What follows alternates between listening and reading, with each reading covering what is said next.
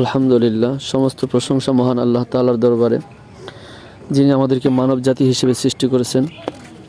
এই দুনিয়া আমরা আসছি ক্ষণস্থায়ী, আমাদের চূড়ান্ত ঠিকানা হলো আখেরাত। আমরা কিভাবে আমাদের আখেরাতের সফলতা অর্জন করতে পারি, এটাই হলো আমাদের জীবনের একমাত্র লক্ষ্য উদ্দেশ্য।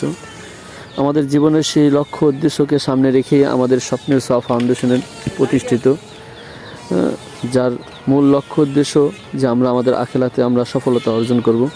সেই সুবাদেই আমাদের স্বপ্নের সোয়া ফাউন্ডেশনের পক্ষ থেকে আমাদের যুবকরা আলহামদুলিল্লাহ আমাদের এই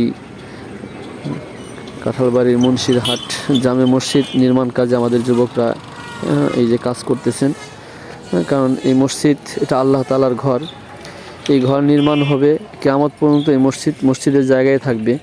এখানে কিয়ামত পর্যন্ত যত মানুষ নামাজ পড়বে, সমস্ত মানুষের নামাজের সওয়াব যারা এই মসজিদ নির্মাণ কাজের মধ্যে শরীক থাকবে তাদের সকলের আমলনামায় পৌঁছতে থাকবে।